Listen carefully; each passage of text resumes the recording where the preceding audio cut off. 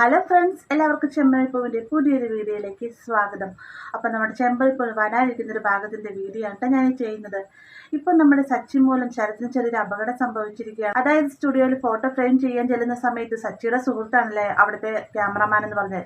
അദ്ദേഹം ഇങ്ങനെ photo ഒരെണ്ണൊക്കെ zoom ചെയ്ത് നോക്കുന്ന സമയത്ത് ചന്ദ്രയുടെ ഫോട്ടോ കാണുന്ന സമയത്ത് നിന്റെ അമ്മയുടെ കയ്യിൽ നിന്ന് എന്തെങ്കിലും മോഷണം പോയിരുന്നോ എന്നൊക്കെ ഈ സ്റ്റുഡിയോയുടെ ഓണർ ചോദിക്കുകയാണ്. അന്നേരം തന്നെ സച്ചി പറയുകയാണ്, കുറച്ച് നാളുകൾക്ക് മുന്നേ അമ്മയുടെ കയ്യിൽ നിന്ന് 1,00,000 രൂപ കള്ളന്മാർ മോഷ്ടിച്ചുകൊണ്ട് പോയിരുന്നു എന്നൊക്കെ പറയുന്ന സമയത്ത് സച്ചി നിന്നെ ഞാൻ വീഡിയോ കാണിച്ചു തരാമെന്നും പറഞ്ഞുകൊണ്ട് ഒരു വീഡിയോ റെക്കോർഡിംഗ് കാണിച്ചു കൊടുക്കാറുണ്ട്. അത് മറ്റൊന്നുമല്ല, നമ്മുടെ ചന്ദ്രയുടെ പക്കൽ നിന്ന് 1,00,000 രൂപ നേരത്തെ ആന്റണിയും ശരത്തും കൂടി മോഷ്ടിച്ചുകൊണ്ട് പോയിരുന്നില്ല. ആ ഒരു വീഡിയോ ഈ സ്റ്റുഡിയോയുടെ ഓണർ കാണിച്ചു കൊടുക്കുകയാണ്. എന്നിട്ട് പറയുകയാണ്, ഇവിടുത്തെ ഫ്രണ്ട് ക്യാമറയിൽ പതിഞ്ഞ വീഡിയോ ആണിത്.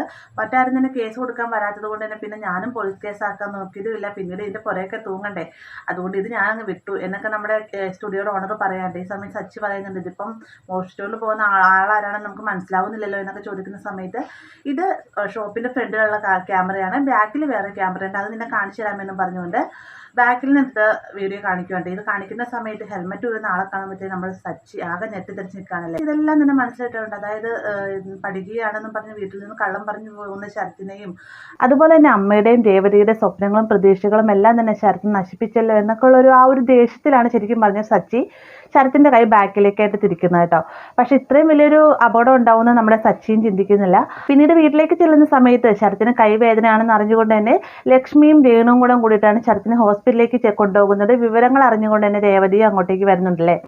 അങ്ങനെ ഡോക്ടറോട് കാര്യങ്ങളൊക്കെ തിരക്കുന്ന സമയത്ത് ഡോക്ടർ പറയുകയാണ്, ശരത്ത് എന്തായാലും ബൈക്കിൽ നിന്ന് വീണതല്ല, വേറെ എന്തൊരു കാര്യം അവിടെ സംഭവിച്ചത്. ഒന്നുകിൽ ശരത്ത് അടിപിടി കൂടി ഇങ്ങനെ ഒരു അപകടം ഉണ്ടായി, അതല്ലെന്നാണ് ശരത്തിനെ ആരും ആക്രമിച്ചിട്ടാണ് ഇങ്ങനെ ഉണ്ടായത്, അല്ലാതെ ഇത്രയും വലിയൊരു ഇഞ്ചുറി അതൊരിക്കലും ഉണ്ടാകാൻ സാധ്യതയില്ല എന്നൊക്കെ ഡോക്ടർ പറയുന്ന സമയത്ത് വേഗം തന്നെ രേവതി വന്നിട്ട് ശരത്തിനോടായിട്ട് ചോദിക്കുകയാണ്, നീ എന്തായാലും ഇനി കള്ളം പറയാൻ ശ്രമിക്കേണ്ട, സത്യാവസ്ഥ തന്നെ തുറന്നു പറഞ്ഞോളാൻ പറയുന്ന സമയത്താണ് സച്ചിയായിട്ടാണ് തൻ്റെ കൈ ഇതേ അവസ്ഥയിലാക്കിയത് എന്ന് ശരത്ത് പറയുന്നത്. ഇത് കേൾക്കുമ്പോഴത്തേക്ക് രേണുവിനും അമ്മയ്ക്കും അതിലുപരി രേവതിക്കും ഭയങ്കര ഒരു ഞെട്ടലാവുകയാണ് കേട്ടോ.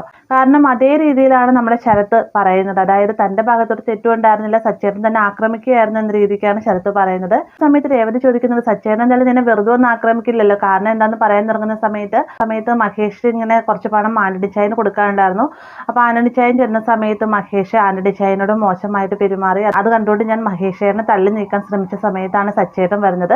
സച്ചേട്ടൻ ഞാൻ മഹേഷേനെ ഉപദ്രവിക്കുകയായിരിക്കും എന്ന് കരുതിക്കൊണ്ട് എന്റെ കൈ തിരിച്ചൊടിക്കുകയായിരിക്കും നമ്മുടെ ശരത്ത് കള്ളം പറയാണ്ട്. ഇത് കേൾക്കുന്ന സമയത്ത് രേവതിക്ക് ആണെങ്കിലും ഭയങ്കരമായിട്ട് ദേഷ്യം കൂടുകയാണ്. കാരണം അതേ രീതിക്ക് സച്ചിയുടെ മാത്രമാണ് തെറ്റി എന്ന രീതിക്കാണ് നമ്മുടെ ശരത്ത് എല്ലാവരുമായിട്ട് പറയുന്നത്. ശരത്തിന്റെ വാക്കുകൾ കേട്ട് പൂർണ്ണമായും തെറ്റ് സച്ചിയുടെ ഭാഗത്താണ് എന്ന് കരുതിക്കൊണ്ട് തന്നെ രേവതി നേരെ കാസ്റ്റാറിലേക്ക് ചെല്ലുന്ന സമയത്ത് നമ്മുടെ സച്ചിയായിട്ട് ഉണ്ടാവേ.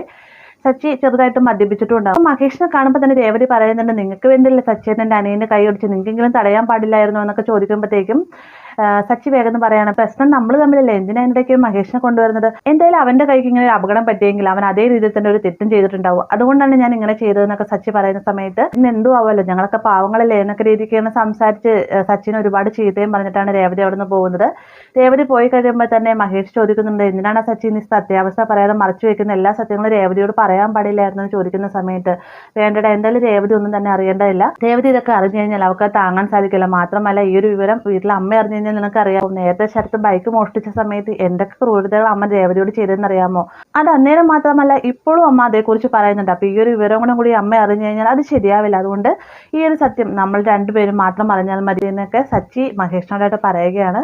അപ്പൊ ഇങ്ങനെ ഒരു ഭാഗം നമുക്ക് ചെമ്പനിപ്പൂവിൽ വരാനുള്ളതാണ്. എന്തായാലും ഈ ഒരു ഭാഗം അടുത്ത ആഴ്ച തന്നെ പ്രതീക്ഷിക്കാം കേട്ടോ.